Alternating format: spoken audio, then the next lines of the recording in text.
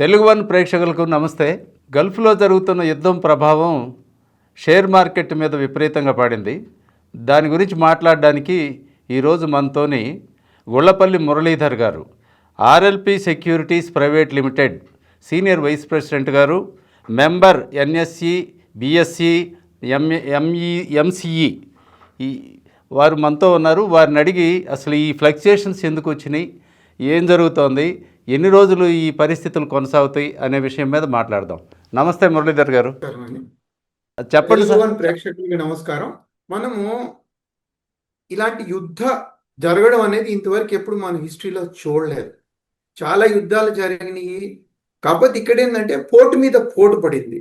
పోటు మీద పోటు పట్టుంటే ఎకనామీ సరిగ్గా లేని టైంలో డాలర్ అనేది 84 రూపాయల నుంచి 92 రూపాయల వరకు వచ్చింది. ఏదన్నా ట్రేడ్ అనేది ఎక్కువగా ఒక డాలర్ని మనం సూచిక కింద మనం చూసుకోవచ్చు. డాలర్ అనేది మనకి 92 నుంచి మళ్ళీ 84 రూపాయలకు వచ్చే వరకు అది వస్తుందో రాదో తెలియదు, కానీ మనము ఏ విధంగానూ మార్కెట్లు పెరుగుతాయి అనుకోవడానికి వీల్లేదు. ట్రేడ్ యొక్క ప్రభావం డైరెక్ట్ డాలర్ మీద పడుతుంది. అయితే కొంతమంది ఆర్గ్యూ చేస్తారు, ఏది ఈయూ వచ్చింది, ఈయూ వాళ్ళందరూ ఏకమయ్యారు కాబట్టి డాలర్ ప్రభావితం అవ్వదు అని అంటారు. కానీ ఆ ఈయూ ప్రభావం అనేది రావడానికి ఇంకా మనకి 1.5 year పడుతుంది, ఇమీడియట్గా అయితే కాదు. సో అప్పటి వరకు అయితే మనము యుఎస్ మీద డిపెండ్ అవ్వక తప్పదు. మన ఎకానమీ మొత్తం అంతా కూడా గ్లోబలైజేషన్ ఏ రోజైతే అయిపోయిందో, గ్లోబలైజేషన్ అయినప్పుడు మనం డైరెక్ట్గా యుఎస్ ఎకానమీతో కనెక్ట్ అయ్యాము. హార్డ్వేర్కి చైనా మీద మనం డిపెండ్ అవుతున్నాము, సాఫ్ట్వేర్కి యుఎస్ మీద మనం డిపెండ్ అవుతున్నాం, క్రూడ్ ఆయిల్కి ఇరాన్, గల్ఫ్ కంట్రీస్ మీద మనం డిపెండ్ అవుతున్నాం. అంటే ఏ విధంగా చూసుకున్నా కూడా భారతదేశం వేరే దేశాల మీద డిపెండ్ అవ్వడం అనేది ఒకటి. రెండోది, మిడిల్ ఈస్ట్లో ఏదన్నా జరిగితే డైరెక్ట్గా క్రూడ్ ఆయిల్ మీద ప్రభావం పడుతుంది. అయితే $70 నుంచి $70 నుంచి $110 వరకు క్రూడ్ ఆయిల్ మనం చూసాం. యుఎస్ మన ట్రంప్ గారు ఏదన్నా మాట్లాడితే గోల్డ్ విపరీతంగా పెరిగిపోతుంది, సిల్వర్ విపరీతంగా పెరిగిపోతుంది. సెమీ కండక్టర్స్ మా చిప్ ఇండస్ట్రీకి ప్రభావితం అవుతుందని సిల్వర్ బాగా పెరిగిపోతుంది. ఇవన్నీ ఇలా పెరిగిపోతుంటే మన మార్కెట్ పడిపోతుంది. ఇప్పుడు ఎందుకు పడిపోతుంది? గ్లోబలైజేషన్లో మనము డైరెక్ట్గా వేరే దేశాలతోటి ఇన్వాల్వ్ అవ్వడం మూలంగా ట్రంప్ గారి టారిఫ్ ఎఫెక్ట్ అనేది మన భారతదేశం మీద గట్టిగా పడుతుంది.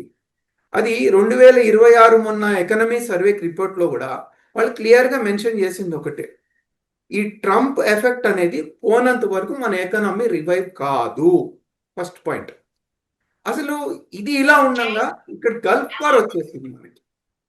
ఈ గల్ఫ్ వార్ వచ్చటం మూలంగా ఇప్పుడు మనకి అదనంగా ఈ క్రూడ్ మీద ప్రభావం పడింది. ట్రంప్ ప్రభావం ఒక ఎత్తు అయితే, ఈ మిడిల్ ఈస్ట్లో జరుగుతున్న గల్ఫ్ది ఇంకో ప్రభావం. మనం జనవరి నుంచి చూసుకున్నట్టయితే, అంటే ప్రీ బడ్జెట్ నుంచి చూసుకున్నట్టయితే ఇప్పటికీ నిఫ్టీలో 10% కానీ, సెన్సెక్స్లో 10% కానీ కరెక్షన్ కిందకు రావడం మనం చూసాం. But overall year on year చూసుకుంటే 12% 18% పెరుగుతుంది అనుకున్న నిఫ్టీ సెన్సెక్స్ ఒక 3 monthsలోనే మనకు 10% పడింది. కానీ సెన్సెక్స్ 10%, నిఫ్టీ 10% పట్టడం ఒక ఎత్తు అయితే, ఇన్వెస్టర్స్ దగ్గర ఉన్న small cap, mid cap, large cap స్క్రిప్ట్స్లో ఆల్మోస్ట్ 50 to 60% కరెక్షన్ అయినవి కూడా ఉన్నాయి. అంటే 30 నుంచి 60% కరెక్షన్ అయినవి కూడా ఉన్నాయి. అంటే ఇలాంటి పరిస్థితుల్లో ఇన్వెస్టర్స్ అందరూ ఒక ఆందోళన భావంలో ఉన్నారు. ఏంటి రేపు ఏమవుతుంది, ఇక్కడితో ఆగుతుందా లేకపోతే ఇంకా పడుతుందా అనేది వాళ్ళ భయాందోళన ఉన్నాయి. అవి మనము చర్చించుకోవాలి అని అంటే అప్పుడు యుద్ధం ఎక్కడ ఆగుతుంది, ఈ డాలర్ ప్రభావం ఎంతవరకు ఉంటుంది, ఇంపోర్ట్ ఎక్స్పోర్ట్స్ మీద మన దేశం మీద భారం ఎంతవరకు పడుతుంది. మనం కంప్లీట్ సర్వీస్ ఇండస్ట్రీ మీద ఆధారపడి ఉన్నాం. ఇవాళ టాక్ ఆఫ్ ద డే ఏంటి, సర్వీస్ ఇండస్ట్రీ నుంచి మనము దీనికి వెళ్ళిపోవాలండి, మ్యానుఫ్యాక్చరింగ్ ఇండస్ట్రీస్కి వెళ్ళిపోవాలండి. అంటే చిప్ ఇండస్ట్రీస్ కావాలా, తర్వాత మనం చైనా నుంచి డీలింగ్కి ఎట్లా అవుతాము, అమెరికా నుంచి డీలింగ్కి ఎట్లా అవుతాము, యూరోప్ నుంచి డీలింగ్కి ఎట్లా అవుతాము, ఇవన్నీ ఇప్పుడు మనం ఆలోచిస్తే ఉపయోగం ఏం లేదు. కాకపోతే నెక్స్ట్ 5-6 years వరకు అయితే మనకి ఈ ఆందోళన అనేది ఉంటుంది. 5-6 years తర్వాత కానీ మనం టోటల్గా స్టెబిలైజ్ కాలేము. ఓకే ఓకే ప్రస్తుతానికి ఎకనామిక్ సర్వే రిపోర్ట్లో ఏదైతే క్లియర్గా చెప్పారో 2026 మొత్తం ఏమాత్రం మార్కెట్కి అనుకూలం కాదు. అయితే ఈ ఫాల్ అనేది ఎవరు ప్రెడిక్ట్ చేయలేదు. అంటే గల్ఫ్ వారు ఇంత సివియర్గా ఉంటుందని మనం ఇది ప్రెడిక్ట్ చేయలేం. ఇప్పుడు లాస్ట్ టైం మనం ట్విన్ టవర్ బ్లాస్ట్ చూసాం. ట్విన్ టవర్ బ్లాస్ట్ అప్పుడు అది చిన్నదే, కానీ ఏమైంది, యుఎస్ మార్కెట్స్ క్లోజ్ అయిపోయింది. ఇండియన్ మార్కెట్స్ అప్పుడు ఓపెన్ ఉన్నాయి, కానీ యుఎస్ మార్కెట్ ఓపెన్ అయ్యి ఇండియన్ మార్కెట్స్ ఇంకా కొట్టారు.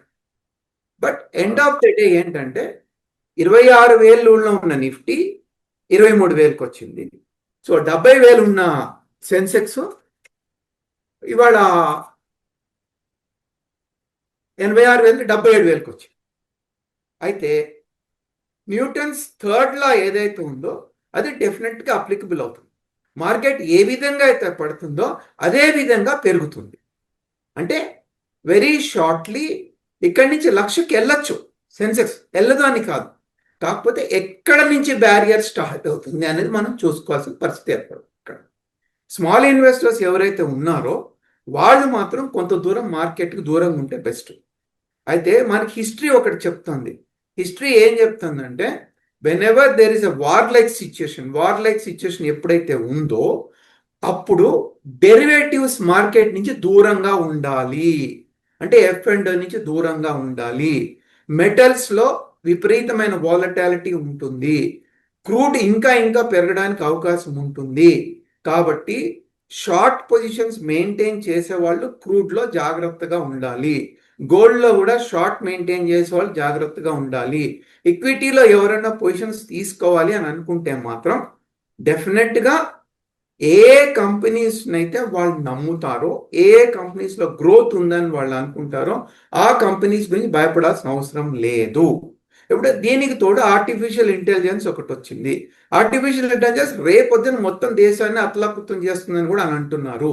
కానీ రియల్గా ఆర్టిఫిషియల్ ఇంటెలిజెన్స్ ఇంప్లిమెంట్ చేసే కంపెనీస్ ఏవైతే ఉంటాయో వాటికి గ్రోత్ ఎక్కువ ఉంటుంది. అయితే ఓవరాల్ ఎకానమీ మీద దెబ్బ తగ్గుతుంది. ఎకానమీ మీద ఎలా తగ్గుతుంది? స్పెండింగ్ అనేది తగ్గుతుంది. అంటే మన దేశంలో అన్ఎంప్లాయ్మెంట్ కనుక వచ్చిందంటే సర్వీస్ మీద మనం ఎక్కువ ఆధారపడాం కాబట్టి ఒక లే ఆఫ్స్ ఎక్కువైపోయి అన్ఎంప్లాయ్మెంట్ రేట్ పెరిగి అప్పుడు మనకి స్పెండింగ్ మీద కొంత ఎఫెక్ట్ రావడానికి వస్తుంది. బట్ ఏదైనా కానీ it is only temporary, because India is always a saving country. మన దగ్గర ఎప్పుడు సేవింగ్స్ ఉంటాయి కాబట్టి భయపడాల్సిన అవసరం లేదు. మార్కెట్ ఎంతగా పడుతుందో అంతగా పెరిగేదైతే ఖాయం. ఈరోజు సాయంత్రం ఏదో G7 సదస్సు అది సమావేశం అవుతుంది. కొంత ఏదో ఒక డెసిషన్ రావచ్చు. ఈ ఆయిల్స్ ఇప్పుడు ఎక్కడైతే షిప్పుల్లో సీలో ఉండిపోయినాయో వాటిని రిలీజ్ చేసి అమ్ముకోమని చెప్పారు, పర్మిషన్లు వచ్చినాయి అని అంటున్నారు. దానివల్ల ఏమైనా బెటర్ అవుతుంది అంటారా? ఒకటండి, మనము గల్ఫ్ దేశాలు మొత్తం మళ్ళీ రివైవ్ అవ్వాలి అని అంటే చాలా టైం పడుతుంది. ఇప్పుడు వీళ్ళు తీసుకున్న డెసిషన్స్ ఏవైతే ఉన్నాయో టెంపరీగా, అంటే ఇవాళ ఉన్న పరిస్థితిలో మన ట్రంప్ గారు ఇరాన్ రెండు కూడా మాటలు జరుగుతున్నాయి అన్నారు. ఇక్కడ బాంబులు వేసేసారు. ఇప్పుడు ఎవరి మాట ఎవరు వింటారు అనేది మనకి కరెక్ట్గా ఏం అర్థం కావట్లేదు ప్రస్తుతం ఉన్న పరిస్థితిలో. కాషియస్గా ఉండటంలో తప్పేమీ లేదు. ఇంకొకటి, ఇప్పుడు లాస్ట్ 1 వీక్ అంటే ఈ మిడిల్ ఈస్ట్లో వచ్చిన ప్రభావం వల్లే $70 నుంచి $100, $110కి వెళ్ళింది తప్పించి ఇదివరకు అంతా కూడా $70-80 దగ్గర కాన్స్టెంట్గా ఉంది. స్పెషల్లీ క్రూడ్ ఆయిల్ గురించి మనం మాట్లాడుకున్నప్పుడు, అంటే ఈ గల్ఫ్ యొక్క రిలీజ్ అనేది always crude oil is a volatile subject. ఇమీడియట్గా దాని ఇంపాక్ట్ ఏమి ఉండదు.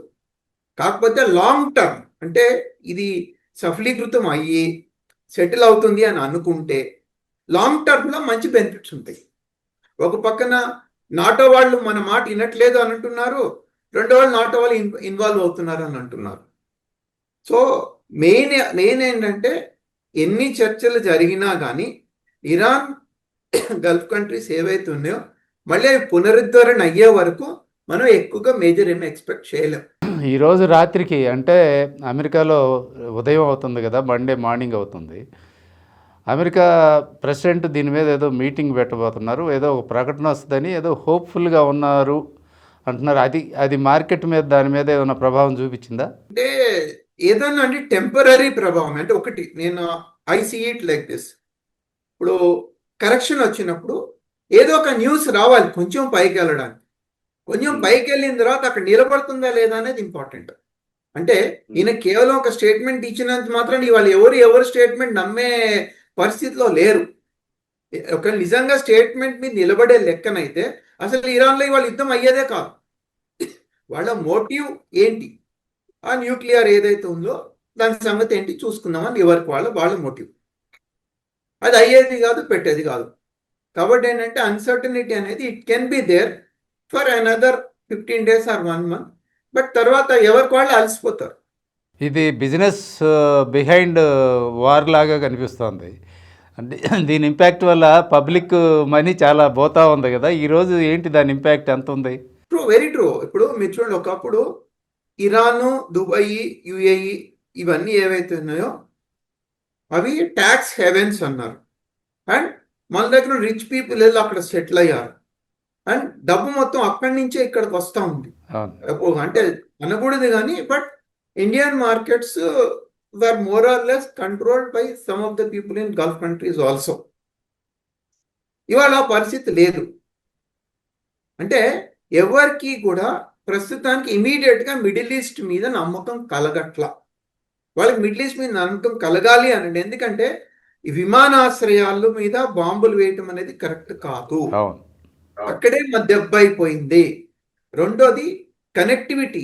ఏ దేశానికి వెళ్ళాలన్నా కూడా మిడిల్ ఈస్ట్ కనెక్టివిటీ అనేది వాళ్ళు అలా డిఫైన్ చేసుకున్నారు. అంటే వాళ్ళు బిల్డ్ చేసినప్పుడే ఇది ఇంటర్నేషనల్ హబ్ లాగా ఉండాలి అనే ఉద్దేశంతో బిల్డ్ చేశారు. అంటే అంత కాన్ఫిడెన్స్ ఇంటర్నేషనల్గా ట్రావెలర్స్ అందరికీ కూడా ఇవ్వాలనేది వాళ్ళ నమ్మకం. మళ్ళీ ఆ నమ్మకం పునరుద్ధరించాలి అని అంటే అంత ఈజీ విషయం అయితే కాదు. కాబట్టి దాని ఇంపాక్ట్ అనేది డెఫినెట్గా ట్రేడ్ మీద పడుతుంది, ఇంపోర్ట్స్ మీద పడుతుంది, ఎక్స్పోర్ట్స్ మీద పడుతుంది. మళ్ళీ ఇవన్నీ ఇప్పుడు షిప్స్ అన్నీ ఆగిపోయినాయి. ఇక్కడి నుంచి రైస్ వెళ్ళే కానివ్వండి, లేకపోతే అక్కడి నుంచి వచ్చాయి కానీ ఏవని అవి అన్నట్టు కాన్ఫిడెన్స్ రావాలి. కాన్ఫిడెన్స్ వచ్చిన తర్వాత రావడానికి it will take some time. అంత తొందరగా ఏం అయ్యేదైతే కాదు. ఎటువంటి చర్యలు తీసుకున్నా కూడా టెంపరీ రిలీఫే తప్పించి మొత్తము ఎకనమీ మొత్తం స్టెబిలైజ్ అవ్వాలి అంటే it will take minimum 3 to 4 months or 6 months off. ఈ మిడిల్ ఈస్ట్లో ఏవియేషన్ అంతా దెబ్బతింది కదా, ఇప్పుడు ఆగిపోయి ఉంది కదా, విమానాలన్నీ ఆగిపోయినాయి. దాని ఇంపాక్ట్ కూడా పడిందా? దాని ఇంపాక్ట్ ఆల్రెడీ మనకు కనపడుతోంది. ఇక్కడ మనకి ఆల్రెడీ దాని ఇంపాక్ట్ వల్లే మార్కెట్లు ఇలా ఉన్నాయి. ఇప్పుడు ఏ దేశం నుంచి ఏ దేశానికి వెళ్ళడానికి లేదు, ట్రేడ్ మొత్తం ఆగిపోయింది. That impact is very clearly seen. ఇప్పుడు వీళ్ళు ఏం చేస్తారు, అసలు మళ్ళీ మిడిల్ ఈస్ట్ నమ్మచ్చా లేదా వేరే ఎక్కడి నుంచో మనం చూసుకోవాలన్న పరిస్థితి కూడా ఏర్పడుతుంది. ఇప్పుడు శుక్రవారం ఈవినింగ్ అంటే లాస్ట్ ఫ్రైడే 91.74 ఉంది డాలర్ వాల్యూ. ఈరోజు మార్నింగ్ 93 దాకా వెళ్ళినట్టుందండి. ఏంటి, what is the? Yes yes yes yes నేను అదే చెప్తున్నాను. ఈ డాలర్ స్టెబిలైజ్ అయ్యే వరకు కూడా మార్కెట్స్ బాగుంటాయని మనం అనుకోకూడదు. Everything is related to gold. Gold is related to dollar, crude is related to dollar, every trade is related to dollar. మనకి అనుకోని విధంగా ఇంపోర్ట్స్ ఇన్ గోల్డ్ పెరిగినాయి అన్నారు. యాక్చువల్గా ఇదివరకు మనం అనుకున్నప్పుడు గోల్డ్ ఇంపోర్ట్స్ తగ్గినాయి అని అనుకున్నాం. మన దగ్గర ఇప్పుడు ఫిజికల్ డెఫిషియట్ ఎక్కువైంది. ఇప్పుడు మళ్ళీ ఈ క్రూడ్ ఆయిల్ ప్రైసెస్ పెరగడం వల్ల మళ్ళా మనకి డెఫిసిట్ ఇంకా పెరుగుతుంది. కాకపోతే ఇరాక్ నుంచి వచ్చేది ఎలా ఉంటుంది, ఇది ఎలా ఉంటుంది, మనం ఒక 1 month అయితే కానీ మనం కరెక్ట్గా చెప్పలేం what will happen. But one thing is for sure, 2026 మొన్న ఈ ఎకనామిక్ సర్వే రిపోర్ట్లో అయితే ఎవ్వరు కూడా డాలర్ గురించి చెప్పలేకపోయారు. అదే ఇదివరకు 84 నుంచి 85 కనుక డాలర్ వెళ్తే విలవిలలాడిపోయేవాళ్ళు. కానీ ఇవాళ 84 నుంచి 94కి వచ్చినా కూడా ఎవరు ఏమి చేయలేని పరిస్థితిలో ఉన్నారు. అంటే అంతా గ్లోబలైజేషన్లో nobody is able to control dollar.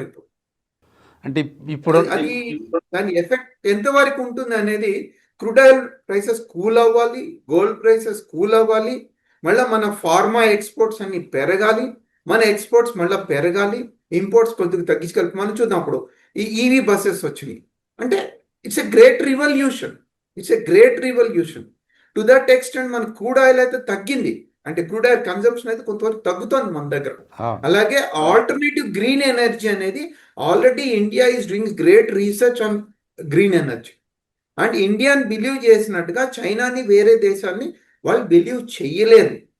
So రేపొద్దున ఏది చేసినా కూడా ఇండియా నుంచే స్టార్ట్ అవ్వాలి. పెద్ద పెద్ద మేధావులు అందరూ కూడా now they are thinking of how to go ahead with the manufacturing in India. అంటే చిప్స్ కానివ్వండి, ఏదన్నా కానీ ఒక మ్యానుఫ్యాక్చరింగ్ హబ్ కింద దీన్ని చెయ్యాలి, ఆల్టర్నేటివ్ టు చైనా కింద చేయాలని. బట్ ఇవన్నీ రావడానికి it will take another 5 years time. So అప్పటికి it will be something different.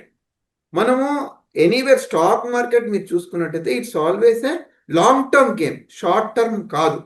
So ఇవాళ ఇంత మనము మార్కెట్ ఎందుకు పడిపోతుంది అని ఆందోళన పడతాము. నెక్స్ట్ 5 years ఎందుకు ఇంత పెరిగింది మార్కెట్ అని కూడా ఆందోళన పడతాం. బట్ అదే కనుక మీరు ఫిక్స్డ్ డిపాజిట్లో పెడితే 5 years తర్వాత డబల్ కావచ్చు. కానీ ఇవాళ ఈ పానిక్ బాటంలో మనం కనుక ఇన్వెస్ట్ చేస్తే డెఫినెట్గా నెక్స్ట్ 5 yearsలో ఇంత రిటర్న్ వచ్చిందా అని అనుకోవడానికి కూడా అవకాశం ఉంది. Okay okay Newton's third law always prevail. Okay okay this is the right time for investment in standard procedure. అదే నేను అడుగుదాం అనుకున్నా మిమ్మల్ని. అంటే ఇప్పుడు ఇది రైట్ టైమా, ఇన్వెస్ట్ చేయొచ్చా, ఇప్పుడు ఇన్వెస్ట్ ఏమైనా లాస్ అవుతామా, ఏంటి పరిస్థితి? కానీ అనేది అంటే out of 100 rupees, okay, you start investing 30 rupees ఇప్పుడు. Okay, you wait for another 6 months or so, another 30 rupees. Because ఈ సెగ ఇంతటితో ఆగేదైతే కాదు. You will have at least one more year ఫర్ ఇన్వెస్ట్మెంట్. ఈ వన్ ఇయర్ వరకు మీకు ఆపర్చునిటీ ఉంటుంది కొనుక్కోవడానికి. సో ఈ 1 yearలో మీరు కొంచెం కొనుక్కోవచ్చు. మార్నింగ్ జరిగిన ట్రేడ్లో 1800 వరకు పాయింట్స్ పడిపోయింది ఇవాళ. అసలు మనం కోలుకోవడం 4-5 ఏళ్ళు పడుతుందని కూడా భయపడ్డారు. ఈవినింగ్ కల్లా రైట్. ఇప్పుడు నిన్నటి వరకు కూడా ఈ ఆయిల్ మ్యానుఫ్యాక్చరింగ్ ఏవైతే ఉన్నాయో వాటి మీద వేస్తారో అని ఎవరు ఎక్స్పెక్ట్ చేయలే. ఏమన్నారు? ఓన్లీ మాకు యుఎస్ మీదే పగ ఉంది కాబట్టి యుఎస్ స్థావరాల మీదే మేము వేస్తాము అని అన్నారు తప్పించి, ఓకే, ఆయిల్ రిఫైనరీస్ మీద వేస్తామన్నమాట ఎక్కడ రాలా. మరి ఆయిల్ రిఫైనరీస్ మీద పడ్డయ్యానంటే అది ఇంకో దారికి తీస్తుంది, యుద్ధం ఇంకో దారి తీస్తుంది. అంత తొందరగా సెటిల్ కనపట్లేదు.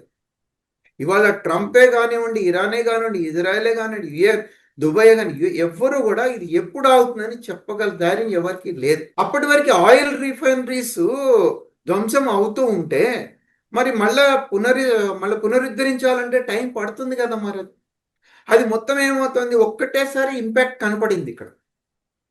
ఇప్పుడు లాస్ట్ టైం కనుక ట్రంప్ గారు టారిఫ్ పెట్టంగానే బంగారం 20% పెరిగింది, 20% పెరిగింది, తగ్గింది. సిల్వర్ 20% పెరిగింది, తగ్గింది. గతంలో కూడా 130కి వెళ్ళిన క్రూడ్ ఆయిల్ $40 వచ్చింది. So history repeats. ఇప్పుడు ట్రంప్ ఫస్ట్లో మనల్ని రష్యా నుంచి మీరు ఆయిల్ కొనొద్దు అని ఆంక్షలు పెట్టారు. ఇప్పుడు ఏదో ఆయనే మానిటర్ చేస్తున్నట్టు ఇప్పుడు మీరు పర్వాలేదు తీసుకోవచ్చు అని మాట్లాడుతున్నారు. అయితే ఇప్పుడు రష్యా నుంచి ఇవ్వడానికి వాళ్ళు మొన్నటి వరకు 60కి 100 లోపలే ఇచ్చారు క్రూడ్ ఆయిల్. మరి ఇప్పుడు పరిస్థితి ఏంటి? వాళ్ళు మార్కెట్ రేటుకి తగ్గించి అయితే ఇవ్వలేరు కదా ఇప్పుడున్న పరిస్థితుల్లో. ఇప్పుడు దాని ఇంపాక్ట్ కూడా మన మీద పడవచ్చు కదా. దాని ఇంపాక్ట్ అంటే భారతదేశం మోడీ గారు చాలా క్లియర్గా చెప్పారు, నాకు యుఎస్ఆ, రష్యానా, లేకపోతే యుఏనినా, లేకపోతే ఇరానా నాకు సంబంధం లేదు, నాకు ఎవరు తక్కువకి ఇస్తే నేను వాళ్ళ దగ్గరే తీసుకుంటాను అన్నారు. అప్పుడేంటి, రిలేటివ్లీ వాడు $130 ఇస్తున్నాడు, వీళ్ళు $90 ఇస్తున్నారు, వీళ్ళు $90 దగ్గర తీసుకుంటారు. అయితే వన్స్ మొత్తం స్టెబిలైజ్ అయిపోయింది అనుకోండి, స్టెబిలైజ్ అయిపోతే అది $60 వస్తుంది. $60 వచ్చినప్పుడు అమెరికా వాడు $50 ఇస్తాడు, ఇది $60 ఇస్తాడు. ఇప్పుడు మనము ఎప్పుడూ కూడా ఈ మెటల్స్ కానివ్వండి, క్రూడ్ ఆయిల్ కానివ్వండి, న్యాచురల్ గ్యాస్ కానివ్వండి, ఎన్నో ఒడిదుడుకులు చూసాం. ఏ ఒడిదుడుకుల్లో కూడా ఒక బాటం ఉంది, ఒక టాప్ ఉంది. అవును. ఒక మధ్యస్థం ఉంది. సో మధ్యస్థం అనేది ఎప్పుడు కూడా క్రూడ్ ఆయిల్కి 70-80 మధ్యనే ఉంది. ఇప్పుడు ఇండియాలో స్టాక్స్ ఎంత ఉంటాయండి? Crude oil stocks crude oil stocks ఇండియాలో బల్క్ బాగానే ఉంది, కొన్ని వారాలు ఏమి ఇబ్బంది లేదని చెప్తున్నారు. అదే ఇప్పుడు ఇవాళ అందరికీ మెసేజ్లు కూడా వచ్చినాయి, SMS మెసేజ్లు కూడా వచ్చినాయి. ఏంటంటే HP గ్యాస్ కింద మీరేం కంగారు పడకండి, గోల్డ్ ఉంది, కాకపోతే రేట్లు పెరగచ్చు. అలాగే స్టాక్ వీళ్ళ దగ్గర ఉంది, లేకపోతే ఇప్పుడు షిప్మెంట్ ప్రైసెస్ ఇందాక మీరు అన్నట్టుగా ఏ ప్రైస్కి వస్తుంది అనేది ఇంపార్టెంట్ తప్పించి అవును. స్కేర్సిటీ అయితే రాదు. స్కేర్ రేట్స్ పెరగచ్చు. అయితే మనకి ఏంటంటే రేట్లు పెరగడం వల్ల ఇన్ఫ్లేషన్ పెరుగుతుంది. ఇన్ఫ్లేషన్ పెరిగిన దాని మూలంగా మళ్ళీ మనకి ఆర్థిక వ్యవస్థ మీద దెబ్బ తగులుతుంది. కాకపోతే ఇది జస్ట్ టెంపరీ ఫేజే. బికాస్ ఇరాక్ ఇంతకంటే పెద్దవారే మనం చూసాం. కానీ they are very fast in technology, and ఇవాళ ఉన్న టెక్నాలజీలో revival is also not so అంత మనం కంగారు పడాల్సిన అవసరం లేదు. But the thing is, I don't mean to say 3 నెలల్లో 6 నెలల్లో అవుతుందని నేను అనట్లా. లెట్ అస్ సే నెక్స్ట్ 5 yearsలో మీరు ప్లాన్ చేసుకున్నారనుకోండి, దీనికంటే గొప్పగా ఉండొచ్చు, చెప్పలేం. Latest technology they can move more forward. So that way మనం ఎప్పుడు కూడా స్టాక్ మార్కెట్ కానీ దేనైనా మనం చూసినప్పుడు మనం ఎప్పుడు కూడా షార్ట్ టర్మ్ దృక్పథంతో చూడద్దు, లాంగ్ టర్మ్ దృక్పథంతో చూడాలి. ఆఫ్టర్ ఎనీ వార్ మీరు చూడండి, the markets have gone up heavily because the wars are deciding the lowest rates. Okay. ఒకవేళ వార్ అనేది లేకపోతే మీకు అసలు ఈ రేట్లో దొరికేవే కాదు కదా. అవును. బాటం నుంచి లెక్కేసుకుంటే మళ్ళీ మీకు గ్రోత్ కనపడుతుంది కదా. ఇప్పుడు మ్యూచువల్ ఫండ్స్ మీద ఎలా ఉంటుందండి దీని ఎఫెక్ట్? ఇప్పుడు మ్యూచువల్ ఫండ్స్ మీద అంటే మనం ఒకటి డిసైడ్ చేయాలంటే, ఇప్పుడు మార్కెట్ పార్టిసిపెంట్స్ ఎవరు? FIIs, DIS, HNIs, retail investors. So FIIs కంటిన్యూస్గా అమ్ముతున్నారు. అంటే $84 ఉన్నప్పుడు FIIs 230 కోట్లు అమ్మితే ఇవాళ 6,000 కోట్లు అమ్ముతున్నారు. ఏది డాలర్ ఈజ్ అట్ 94 రూపీస్. అంటే FIIs సెల్లింగ్ చాలా హెవీగా వస్తుంది. మరి FIIs సెల్లింగ్ అంత హెవీగా వస్తున్నప్పుడు మన DIS దానికంటే ఎక్కువగానే కొంటున్నారు. సో వాళ్ళు కొనబట్టి ఎక్కడి నుంచి కొంటున్నారు? వాళ్ళు మ్యూచువల్ ఫండ్ నుంచి డబ్బులు వస్తున్నాయి కాబట్టి వీళ్ళు కొనగలుగుతున్నారు. అంటే SIPs ఏవైతే ఉన్నాయో, సిస్టమాటిక్ ఇన్వెస్ట్మెంట్ ప్లాన్లో మ్యూచువల్ ఫండ్లో ఎవరైతే ఇన్వెస్ట్ చేస్తున్నారో వాళ్ళు EMIs కూడా కట్టుకోకుండా ఈ సిప్పులు కట్టేవాడు. EMIs ఆపి మరీ సిప్పులు కట్టేవాడు. అంటే మార్కెట్ మీద వాళ్ళకున్న నమ్మకం అంత గట్టిది. సో మనం సిస్టమాటిక్ ఇన్వెస్ట్మెంట్ ప్లాన్లోకి వెళ్ళినప్పుడు డిసైడెడ్ ఫ్యాక్టర్ ఏంటంటే 20 ఏళ్ళ తర్వాత చూస్తాము, 10 ఏళ్ళ తర్వాత చూస్తాం, 15 ఏళ్ళ తర్వాత చూస్తాం, 30 ఏళ్ళ తర్వాత చూస్తాం అనిందే. ఎప్పుడైనా long term story will always be strong. Short term అనేది ఓకే. ఇప్పుడు ఒక బ్యాంక్ ఉంది, మొత్తం ఫిక్స్డ్ డిపాజిట్లని ఇవాళకి వాళ్ళు ఇచ్చేయమంటే ఎవరు ఇవ్వలేరు, దివాలా తీస్తుంది బ్యాంకు. అలాగే మార్కెట్ బాటంలో ఉన్నప్పుడు ఈ మ్యూచువల్ ఫండ్స్ నుంచి మేము విత్డ్రా చేసుకుంటాం అని అంటే నిఫ్టీ మీద గట్టి ఇంపాక్ట్ ఉంటుంది. కానీ ఎవరో కూడా ఆ పని చెయ్యరు. ఎందుకంటే ఇప్పుడు ఇన్వెస్ట్ చేస్తేనే రేపు గ్రోత్ వస్తుంది అన్న దృక్పథంతో ఇన్వెస్ట్మెంట్స్ అనేది పెంచుతారే తప్పించి ఇన్వెస్ట్మెంట్ తగ్గించారు. దీని ఇంపాక్ట్ ఏమన్నా ఇప్పుడు రియల్ ఎస్టేట్ మీద ఏమన్నా పడుతుందండి? అంటే ఈ షేర్ మార్కెట్ పరిస్థితిలో ఉంటే ఎవరైనా ఇన్వెస్ట్ చేస్తారా? ఏమైనా టర్న్ అయ్యే అవకాశం ఉందా? అది డిపెండ్స్ అండి, ఎవరు టేస్ట్ వాళ్ళది. ఇప్పుడు స్టాక్ మార్కెట్లో టేస్ట్ చూసిన వాళ్ళు ఎవరు కూడా రియల్ ఎస్టేట్కి వెళ్ళరు, రియల్ ఎస్టేట్లో టేస్ట్ చూసిన వాళ్ళు ఎవరు స్టాక్ మార్కెట్లోకి రారు. It's a cycle. ఒక సైకిల్లో రియల్ ఎస్టేట్ వీక్గా ఉంటుంది, తర్వాత రియల్ ఎస్టేట్ బౌన్స్ బ్యాక్ అవుతుంది. అలాగే ఒక సైకిల్లో స్టాక్ మార్కెట్ వీక్గా అవుతుంది, రెండో సైకిల్లో స్టాక్ మార్కెట్ బౌన్స్ బ్యాక్ అవుతుంది. ఈ స్టాక్ మార్కెట్ ఈ ఫ్లక్చుయేషన్స్ ఇంకెన్ని రోజులు ఉండొచ్చండి? అంటే మనకి అసలు ఏంటి నెక్స్ట్ మీరు ఫ్యూచర్ ఏమి? స్టాక్ మార్కెట్ ఉన్నంత కాలం ఫ్లక్చుయేషన్స్ ఉంటాయండి. స్టాక్ మార్కెట్ ఉన్నంత కాలం వాలటాలిటీ ఉంటుంది. వాలటాలిటీ అనేది ఎక్కడికి పోదు. ఓకే, ఓన్లీ థింగ్ ఏంటంటే అందుట్లో మనం ఎంత వైజ్గా ఇన్వెస్ట్ చేసుకుని డబ్బులు చేసుకోగలుగుతాం అనేది ఇంపార్టెంట్, అంతే. బికాస్ కాకపోతే ఒక్కోసారి వాలటాలిటీ ఎక్కువ ఉంటుంది, ఒక్కోసారి వాలటాలిటీ తక్కువ ఉంటుంది. అంటే 260 కోట్లు అమ్మే FIIs 6,000 కోట్లు 8,000 కోట్లు అమ్ముతారని ఎవరు ఎక్స్పెక్ట్ చేయాల. అవును. కానీ డిఐఎస్ దగ్గర అంత దమ్ము ఉందా అన్నారు. డిఐఎస్ అబ్జర్వ్ చేసుకుంది అంటే వోల్టాలిటీని అబ్జర్వ్ చేసుకున్నట్టే కదా మరి. అవును. ఇవాళ ఇండియా పరిస్థితి చూసుకుంటే మీకు మన టాక్సేషన్ చాలా స్ట్రాంగ్ ఉంది. ఇన్కమ్ ట్యాక్స్, అవును. Long term capital gain, short term capital gain, GST, ఇవన్నీ ఉన్నాయి. ఇవన్నీ ఉన్నప్పుడు మన ఎకానమీకి ఏం దెబ్బలేదు. అవును. మనం పూర్ అవ్వచ్చు కానీ మన economy is very strong. So మన ఎకానమీని చూసే మళ్ళీ FIs they should come back one day or the other. మన దగ్గర ఉన్న రెగ్యులేషన్ ప్రాసెస్ కూడా చాలా స్ట్రింజెంట్గా ఉన్నాయి. ఓన్లీ థింగ్ ఈజ్ ఏంటంటే కొంచెం ట్యాక్సెస్ హెవీగా ఉన్నాయి కాబట్టి FIs they are going back.